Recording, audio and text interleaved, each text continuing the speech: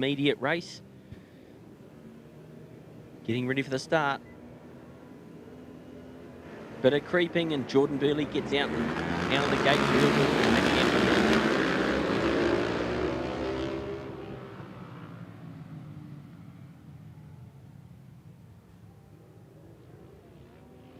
Clean start there. Everyone's through turn one, and Jordan Burley is definitely meaning business, and he's running away from Nick Campendown.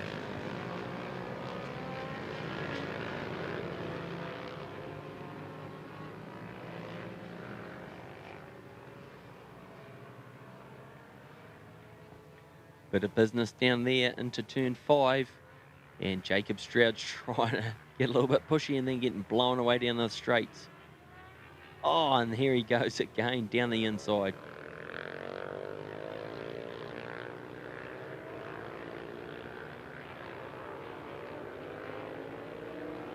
Out in front still was Jordan Burley, the current number 3, followed by Nick Campendown, Chris Kane, Nick Campendown, Aaron Carmichael, Jacob Stroud, Kerry Chapman, Dave Lewis, Michael Pachat, Shane Lowry, Graham Keeper there in 11th place, Rob Edwards, Nigel Lennox, Bill Duffy in 14th, Finn Webster in 15th,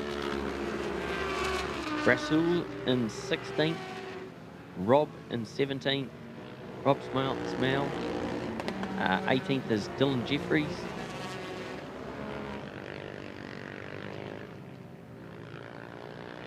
wow, what a good start Jordan Burley's got. He's just really run away from Nick Campendown in this one. First two laps or 1.5 laps, and boy, he's eked him out. Still found a bit of a gap there.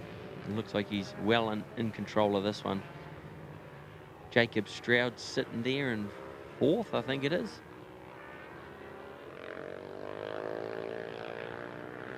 Seventh, sorry.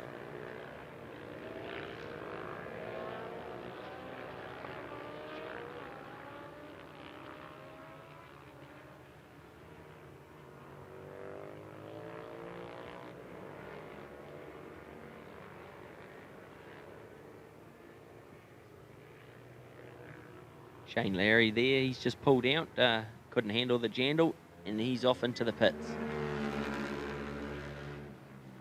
It's Nick Campendown running real wide into that last corner. There's a few alternating lines out there into that last corner. Quite a few of them seem to be staying away from those little slick patches that they've got down in there that seem to move the bike around a fair bit.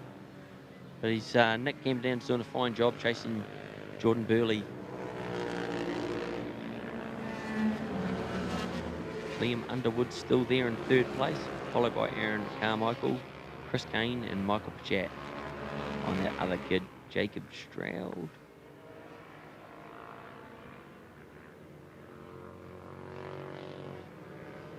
Quite a good little pack, sort of sitting back there in 4th through to 7th place, and it's getting quite nice and tight.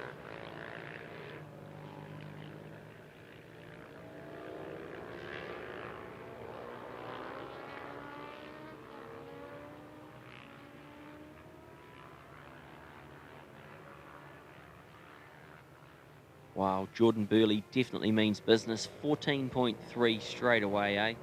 He's put in a great start, and he's just going to run away from Nick Campendown. So while we've got a minute to spare, and before the action sort of heats up, I've got someone joining me up here, Damon Rees, who's unfortunately had a little bit of bad luck yesterday with that slip-off. That's racing and stuff, but man, what a season. Winning a Supersport Championship when you didn't think you were going to win it, and won everything else pretty much through the year, and now off to Australia and stuff. How are you liking the Aussie stuff, and what are you sort of doing? I'm loving Australia.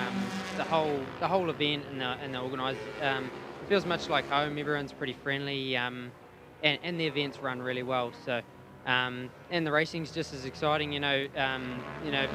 Top 3 in New Zealand is sort of top 8 in Australia is sort of that pace there. So it's pretty hard racing, but for sure it's a new challenge, learning all these new tracks against all these local boys. So it's been awesome.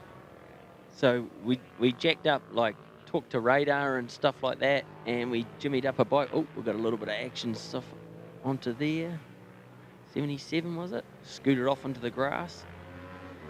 Yeah, we jacked up a bike for you to go to Oz. You bought this guy's bike that doesn't work. You pulled the cheating motor out, bought one off eBay, turned up to round 2, was it? And then showed them all how it was before chucking it over a fence and pulling it apart there, mate. Yeah, well, it was definitely an interesting week for sure. We booked the flights on Monday to go to Wakefield, and we were on a plane on Wednesday morning. We had the motor out and the new motor in Wednesday night, and chucked it on the dyno on Thursday morning, and then it drove down to Goulburn, which is just north of the racetrack at Wakefield Park, and away we were on Friday to do some testing, and it went really well day one. It was fantastic. Tricky weather, a little bit cold and patchy here and there with the weather, but again, I really enjoyed the bike, and everything felt very at home. So, and it didn't matter about the fact that we only had a stock motor. It wasn't a massive horsepower track, so we weren't losing anything really in a straight line. So, but barring when we come into the faster tracks, when we went to Winton, which was a couple of weeks ago now, we just struggled off the corner. We just lose a couple of bike lengths, and it just really does make things a lot harder for myself to get that little bit back. But everything's looking good. We've lined up to go back in 3 weeks' time, go back to Eastern Creek and do some testing. But we've also got a new head to put on the bike, and hopefully give it some more compression and seating the valves and stuff like that, and do the cam timing and make the thing go better. So going to Darwin beginning of July for the 4th round. I'm 10th in the championship, and hoping to get even better, and maybe closer to winning a race or two. So it's all looking good. So sponsors and stuff like Slidey's come along, Blue Wing Honda, Pirelli New Zealand, heaps of people have come along and sort of helping you realise your dreams and get over there and stuff. And without them, she's a pretty daunting thing, and knowing where to go and stuff like that. The Aussies thing seems to be a pretty good step, eh? Oh yeah, for sure. I mean, you could look at going to Europe, but you need 200 grand to go and do a year's racing over there, and that's not guaranteeing a free ride the next year. You need another 200 grand the next year. So Australia certainly is the next step, and it's not too expensive. You can fly back and forth between rounds, and it's all affordable, and the racing's just as good. And there's definitely it's another step, because there's just that little bit more money around. So there's more teams, there's more sponsors, so it's just more likely to get picked up by going racing in Australia. Got to be happy with Shane Richardson's progress too over in America and stuff too. That you both were the 2 top dogs in New Zealand last year, and you both had some mean scraps and pushed each other, and that's why your performances were both so good.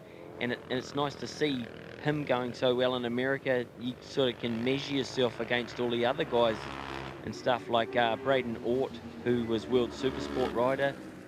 He's getting it handed to him by Shane and stuff. So you've got to be pretty happy with how Shane and stuff's going.